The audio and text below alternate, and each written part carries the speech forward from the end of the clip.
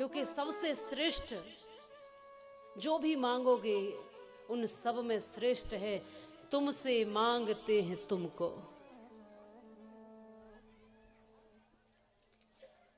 इसलिए मंदिर में हम जाते हैं तो भगवान से मांगने जाते हैं।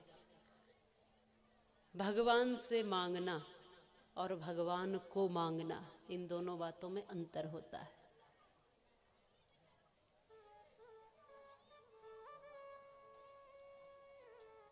बहुत कम लोग ऐसे होंगे जो बिना मतलब के, बिना स्वार्थ के मंदिर जाते हों, बिना स्वार्थ के भगवान का भजन करते। बहुत कम लोग ऐसे होंगे। एक मंदिर के बाहर भिखारी कटोरा लेकर खड़ा था। मंदिर में जाने वाले व्यक्ति से उसने कहा, भैया कुछ इस कटोरे में डाल दो, कुछ दे दो। तो तुरंत उसने कड़क करके कहा कि भिखारी कहीं का, मांगता ही रहता है, जब देखो मांगते ही रहेंगे। ऐसा कह करके दिया तो कुछ नहीं, भीतर चला गया। भीतर से बाहर निकल के जब आया, मंदिर से जब लौट कर आया तो फिर यही भिखारी खड़ा मिला और फिर इसने आगे हाथ कर दिए, थोड़ा कुछ दे दो। इसने कहा कि अभी अभी तो तुझे समझाया था, मांगते ही रहते और कोई काम नहीं है। भिखारी ने कहा, भैया क्षमा करना और एक बात सत्य सत्य बताना, तुम मंदिर में क्या करने गए थे? तुम भी तो मांगने ही गए थे, तुम मांगते नहीं रहते हो। पर मुझसे इतनी गलती हो गई कि मैंने भिखारी से भीख मांग ली।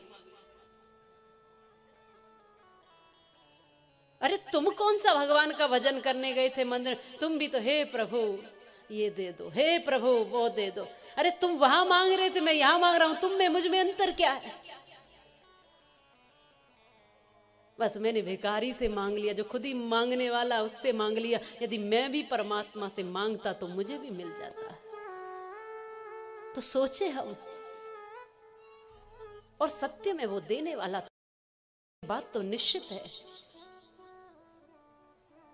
ये बात बिल्कुल निश्चित है। एक बार अकबर ने बीरबल से 3 प्रश्न किए कि तुम्हारा परमात्मा कैसा है, कहां रहता है और क्या करता है।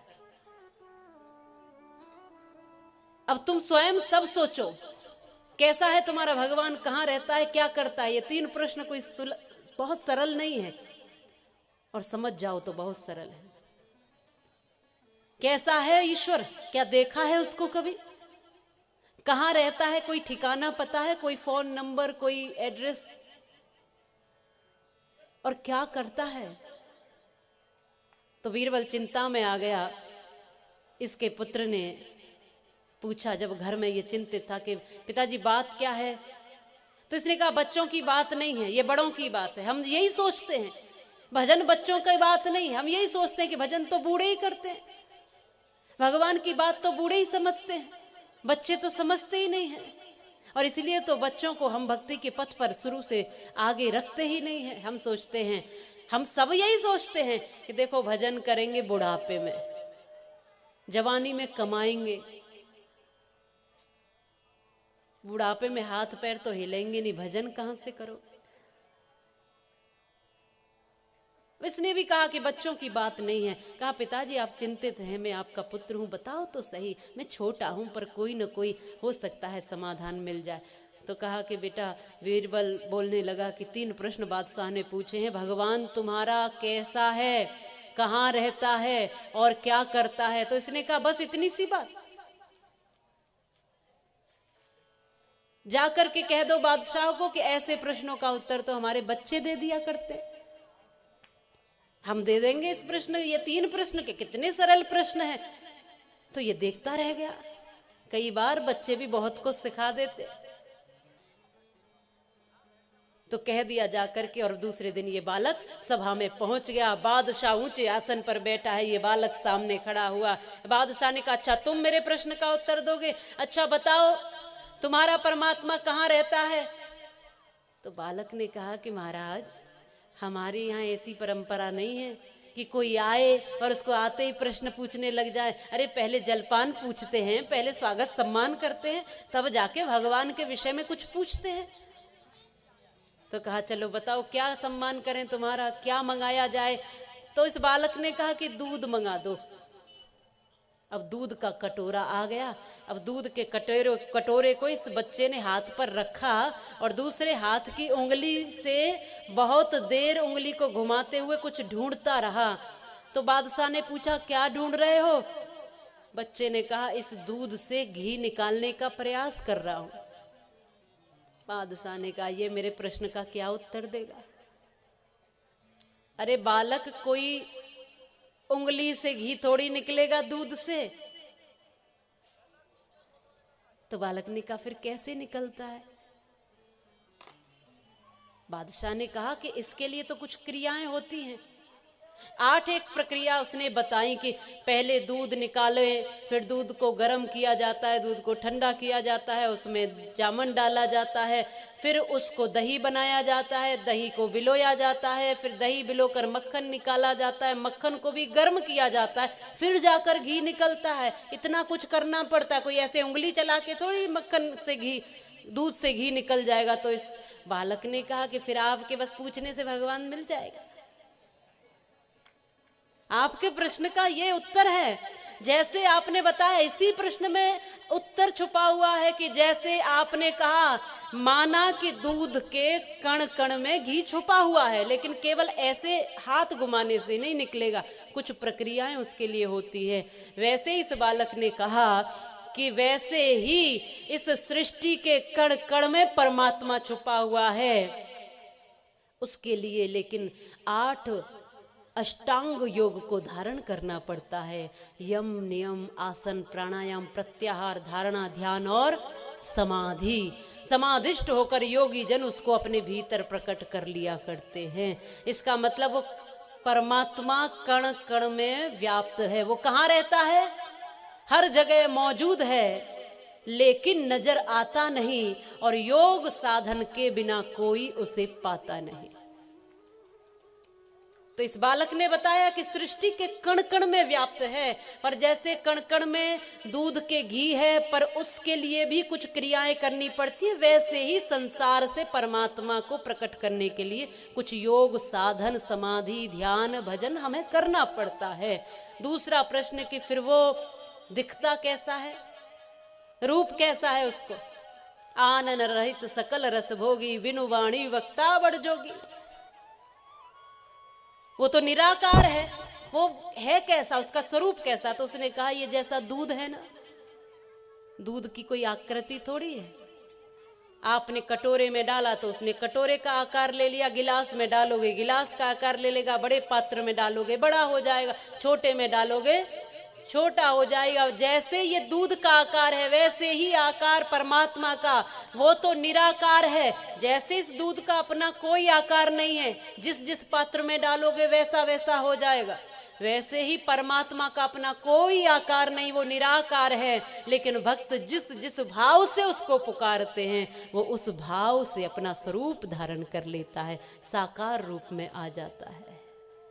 कभी कृष्ण, कभी राम, कभी वामन, कभी वो असित बनता है तो कभी कक्षप बनता है, तो कभी नरसिंह बनता है, अलग अलग रूपों में, कभी मोहिनी भी बन जाता है। जैसे जैसे जिस जिस अवस्था में भक्त उसको पुकारता है, वो वही रूप धारण करके आ जाता है। 2 प्रश्नों का समाधान हो गया। वो कैसा है? निराकार है, लेकिन निराकार से साकार रूप में प्रकट होता है, भक्त के भाव से प्रकट होता है, कोई उसका आकार नहीं, कण कण में रहता है। 2 प्रश्नों का समाधान। तीसरा प्रश्न, वो करता क्या है? क्या करता, काम क्या है उसका? इस बालक ने कहा महाराज एक बात बताओ, आप ऊंचे आसन पे बैठे हो और भगवान के बारे में पूछ रहे हो, मैं नीचे खड़ा हुआ हूं हाथ जोड़ के। अब ऐसा कहीं देखा है? हमारे यहाँ ऐसी परंपरा नहीं। हमारे यहाँ तो जो भगवान के बारे में कुछ बोलते हैं, ज्ञान देते हैं, उनको ऊंचे आसन पर बिठाते हैं, और जो श्रवण करने वाले हैं, चाहे कोई कितने भी बड़ी उम्र के हों, वो नीचे बैठते हैं श्रोता बन करके। हमारे यहाँ ये प्रक्रिया है, आप ऊंचे आसन पर बैठ करके सवाल कर रहे हो और मैं नीचे से भगवान के बारे में बता रहा हूँ, ये ठीक नहीं है। तो कहा कि कोई बात नहीं, मुझे पता नहीं था। तो बादशाह नीचे उतर के आ गया, कहा बालक तुम तब तक मेरे आसन पर बैठ जाओ। वो ऊंचे आसन जो उसका सिंहासन था उस पर बिठा दिया और स्वयं हाथ जोड़कर खड़ा हो गया। बताओ बालक, तुम्हारा परमात्मा क्या करता है? उसने कहा मेरा परमात्मा यही तो करता है, नीचे वाले को ऊपर और ऊपर वाले को नीचे।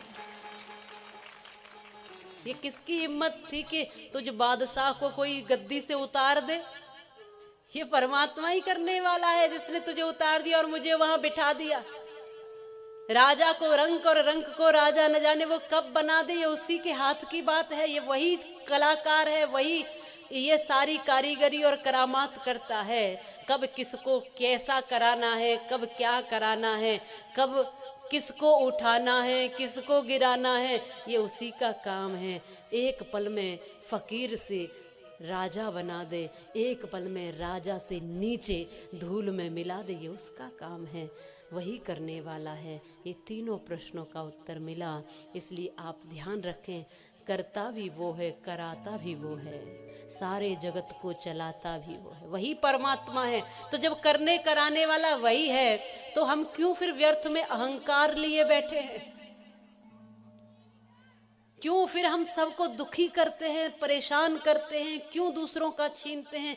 क्यों सबको कष्ट देते हैं? क्यों बुरा कर्म करते हैं? क्यों सत्कर्म नहीं करते? जब सारा कार्य वो करता है, फल देना उसके हाथ में, तो क्यों हम स्वयं श्रेय लेते हैं?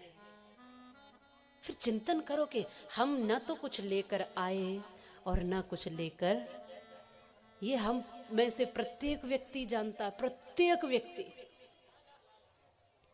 लेकिन जानने के बाद मानता नहीं है। जानता तो है।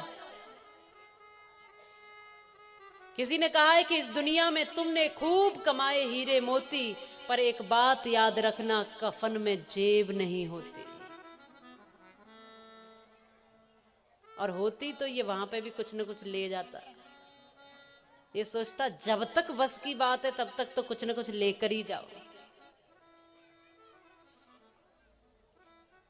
कफन में जेब नहीं होती। किसी के साथ कुछ नहीं गया। धनानि भूमो पशुवश्च गोष्ठे, नारी ग्रह द्वारे जना शमशाने, देहाश्रितायाम परलोक मार्गे धर्मानुगक्षति जीव एकः।